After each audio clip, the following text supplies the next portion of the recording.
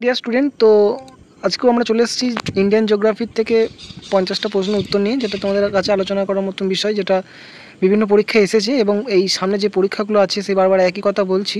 তো এই পরীক্ষাগুলোতে কিন্তু আসার চান্সেস খুব বেশি রয়েছে এই ধরনের প্রশ্নগুলো, ঠিক আছে। ইন্ডিয়ান জিওগ্রাফির দেখবে ভালো একটা বই পাওয়া যায়, ঠিক আছে। তো বইয়ের কোনো রেফারেন্স লাগলে আমাদের কাছ থেকে বলবে, তো আমরা সেরকম নাম তোমাদেরকে রেফারেন্স দিয়ে দেবো, নাম রাইটারের নাম, ঠিক আছে। তো এই ধরনের প্রশ্নগুলি কিন্তু প্রশ্ন সেটগুলোতে এসেছে, ঠিক আছে। তো এই প্রশ্নগুলো ওখান থেকে বাছাই করে করে নিয়েছি আমরা, যেগুলো তোমাদেরকে এখন আমরা উপস্থাপন করছি, ঠিক আছে, তোমাদের সামনে। দেখো, প্রথম প্রশ্ন হচ্ছে ভারতের দুটি অন্তর্নিহিত নদীর নাম, সেটা হচ্ছে লুনি ও মাহি। পরের প্রশ্ন দেখো, ভারতে কোন রাজ্যের জনসংখ্যা সবচেয়ে কম, সেটা তোমরা নিশ্চয়ই জানো, সিকিম রাজ্যে ভারতের সবথেকে জনসংখ্যা কম। পরের প্রশ্ন দেখো, পৃথিবীর সবচেয়ে লবণাক্ত হ্রদ কোথায় অবস্থিত, সেটা হচ্ছে ভানু গালু, তুরস্কতে অবস্থিত। হ্যাঁ, তারপরে প্রশ্ন, টোডা উপজাতি ভারতে কোথায় দেখা যায়, টোডা উপজাতি নীলগিরি পার্বত্য অঞ্চলে দেখা যায়। রামেশ্বর মন্দির কোন রাজ্যে অবস্থিত, প্রশ্নটা খুব ইম্পর্টেন্ট প্রশ্ন। রামেশ্বর মন্দির হচ্ছে তামিলনাড়ু রাজ্যে অবস্থিত। পরের প্রশ্ন হচ্ছে খাদার কি, খাদার হচ্ছে নবীন পলিমাটি। পরের প্রশ্ন দেখো, ভাঙ্গার কি, ভাঙ্গার হচ্ছে প্রাচীন পলিমাটি, ঠিক আছে।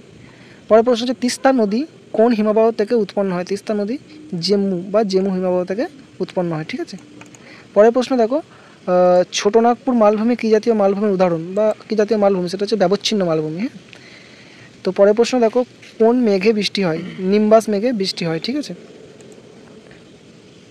পরের প্রশ্ন দেখো, পশ্চিমবঙ্গের কোন জেলায় মহকুমা নেই, পশ্চিমবঙ্গের কলকাতা জেলায় কোনো মহকুমা নেই, ঠিক আছে। এই প্রশ্নগুলো কিন্তু আসে, হ্যাঁ, অবজেক্টিভ টাইপের এই সমস্ত প্রশ্নগুলো পরীক্ষাতে আসে। তোমরা এখন জানো যে এখন সব বেশিরভাগ পরীক্ষায় কিন্তু সিবিটি টাইপ করে দিয়েছে, মানে কম্পিউটার বেসড টেস্ট। তো সেক্ষেত্রে বেশিরভাগ মাল্টিপল চয়েস প্রশ্নই কিন্তু বেশি দেয় অবজেক্টিভ টাইপের। তো সেই ধরনের প্রশ্নই আমরা কিন্তু তোমাদের সামনে আলোচনা করছি, বেশি ডেসক্রিপটিভ টাইপ প্রশ্ন নিয়ে আমরা তোমাদের কাছে হেদাচ্ছিও না, এবং ভিডিওটাকে লেন্দি করার কোনো আমাদের ইচ্ছাও নেই, ঠিক আছে। যাতে তোমাদের কাছে ইন্টারেস্টিং মনে হয়, খুব শর্ট টাইমের মধ্যে ভিডিও বানানোর চেষ্টা করছি, এবং যেগুলো পরীক্ষায় পড়ার মতন সেই সমস্ত প্রশ্নই তোমাদের সামনে আলোচনা করছি। পরের প্রশ্ন দেখো, কোন বায়ুকে বাণিজ্য বায়ু বলা হয়, সেটা আমরা জানি, এটা হচ্ছে আয়ন বায়ু। এটা একটু মিস্টেক হয়ে গেছে, এটা আয়ন বায়ু হবে, অয়ন নয়, এটা কথাটা হচ্ছে আয়ন বায়ু, ঠিক আছে। পরের প্রশ্ন দেখো, শীতকালে সাধারণত কোন মেঘে বৃষ্টি হয়, শীতকালে সাধারণত হচ্ছে স্ট্র্যাটোকিউমুলাস মেঘে বৃষ্টি হয়, ঠিক আছে। পরের প্রশ্ন দেখো, টাইফুন কোথায় দেখা যায়, টাইফুন দেখা যায় চীন ও জাপান উপকূলে, চীন ও জাপান উপকূলে কিন্তু টাইফুন দেখা যায়, ঠিক আছে। পরের প্রশ্ন, হ্যারিকেন কোথায় দেখা যায়, হ্যারিকেন একটা ঝড়ের নাম, ঠিক আছে।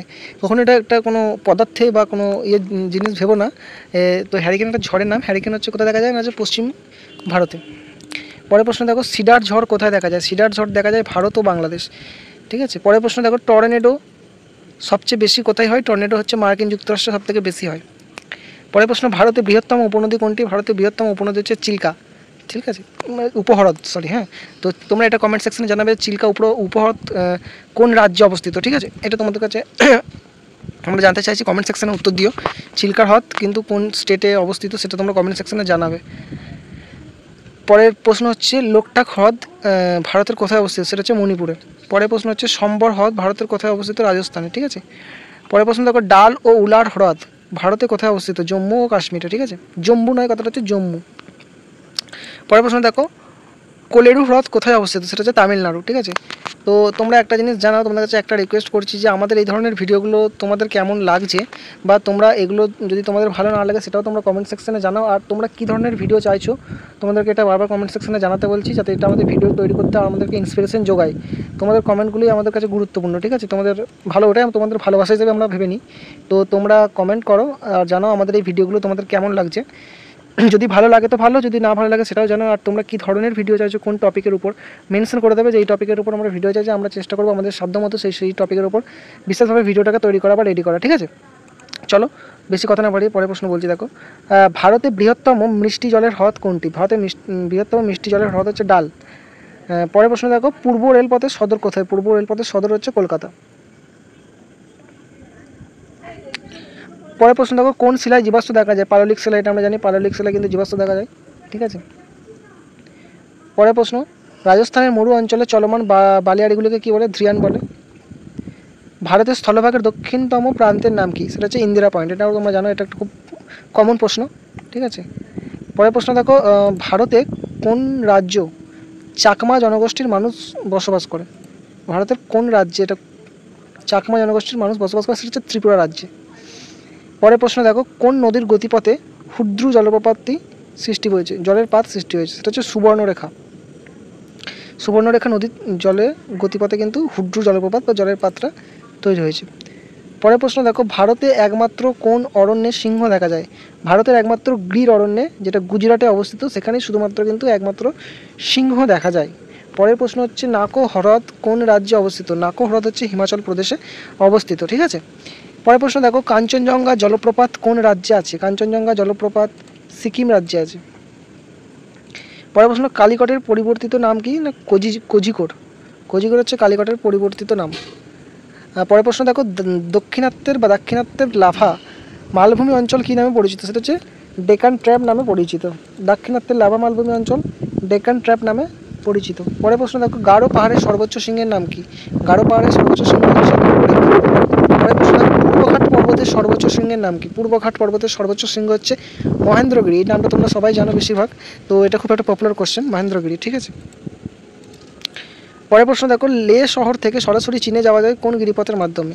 লে শহর থেকে সরাসরি চীনে যাওয়া যায়, সেটা হচ্ছে সাসার জলপথের মাধ্যমে, সাসার গিরিপথ। হ্যাঁ, সাসার গিরিপথের মাধ্যমে কিন্তু একদম ডিরেক্ট চলে যাওয়া যায়। পরের প্রশ্ন দেখো, পশ্চিমঘাট পর্বতের সর্বোচ্চ শৃঙ্গ কোনটি? পশ্চিমঘাট পর্বতের সর্বোচ্চ শৃঙ্গ হচ্ছে কলসুবাই। পশ্চিম ভারতের ত্রাপ্তি নদীর উপনদী হচ্ছে পূর্ণা, ঠিক আছে। ভারতের সবচেয়ে দীর্ঘ সমুদ্র সৈকত কোন রাজ্যে অবস্থিত? সেটা হচ্ছে মহারাষ্ট্রে। মহারাষ্ট্রে কিন্তু সবচেয়ে দীর্ঘ সমুদ্র সৈকত অবস্থিত, সেটা তোমরা জানো। পরের প্রশ্ন দেখো, কোন কোন তারিখে পৃথিবীর দুই গোলার্ধের দিন রাত্রি সমান হয়? সেটা হচ্ছে 21শে মার্চ এবং 23শে সেপ্টেম্বর। পৃথিবীর দুটো গোলার্ধেই দিন এবং রাত্রি কিন্তু সমান সমান হয়। হ্যাঁ, এটা কিন্তু খুব একটা ভাইটাল প্রশ্ন এবং কমন প্রশ্ন।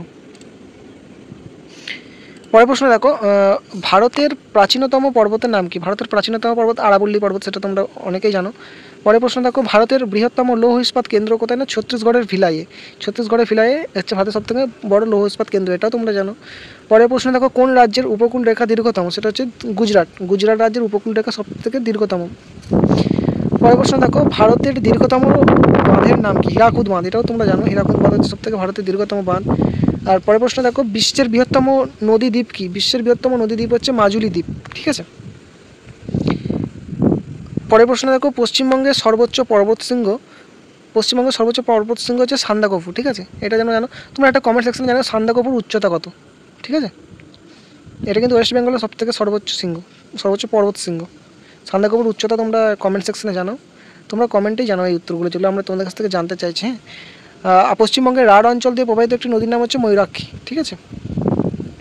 পরের প্রশ্ন, ভারতের সর্ববৃহৎ তৈল শোধনাগার কোথায় অবস্থিত? সেটা হচ্ছে জামনগর। জামনগর হচ্ছে সবথেকে সর্ববৃহৎ তৈল শোধনাগার অবস্থিত। দেখো, এটাই আমাদের লাস্ট প্রশ্ন আজকের। ক্ষুদ্রতম কেন্দ্রশাসিত অঞ্চল, ক্ষুদ্রতম কেন্দ্রশাসিত অঞ্চল হচ্ছে লাক্ষাদ্বীপ, ঠিক আছে। তো তোমরা দেখতেই পাচ্ছ আমাদের চ্যানেলটার নাম, আমাদের এই পিডিএফটার ওয়াটারমার্কে দেওয়াই আছে। তো স্টাডি জোন, তাও আমি একবার বলে দিলাম। তো তোমরা যদি ভিডিওর সত্যি কোনো উপকারে কাজে লেগে থাকে, তো তোমরা এটাকে একটা লাইক করতে ভুলো না। আর যদি তোমাদের কোনো হেল্প হয়ে থাকে সত্যি স্টাডি রিলেটেড, তো এটাকে তোমরা তোমাদের বন্ধু বান্ধবীদের মধ্যে শেয়ার করতে কখনো ভুলো না। আমাদের চ্যানেলটা সবসময় পাশে থাকো, ফলো করো, আর চ্যানেলটাকে সাবস্ক্রাইব করতে অবশ্যই ভুলে যেও না। কারণ সাবস্ক্রাইব করলে কী হবে, আর পাশে থাকা বেল আইকনটাকে অল করে দাবিয়ে দাও, যাতে তোমাদের পরবর্তী যা আপকামিং যা ভিডিও আমাদের দেবো, সেগুলো তোমার কাছে আগে সবার আগে পৌঁছে যায়, ঠিক আছে। তো এই ধরনের ভিডিও পেতে আমাদের চ্যানেলটার সঙ্গে সবসময় জুড়ে থাকো এবং দেখতে থাকো আমরা কী টপিকের উপর ভিডিও দিতে থাকছি এবং তোমাদের কী দাবি, যদি সেগুলো তোমাদের পছন্দ হয় তো খুব ভালো, যদি না পছন্দ সেটা তোমরা কমেন্ট সেকশনটা আছে, সেই কমেন্ট সেকশনে বারবার বলছি, তোমরা কমেন্ট সেকশনটাকে কাজে লাগিয়ে তোমাদের দাবিগুলো জানাও, যে তোমাদের কী ধরনের কী টপিকের উপর বেসিক্যালি ভিডিও দরকার। তো জেনারেলি আমরা সেই টপিকগুলোকে নিয়ে আলোচনা করব।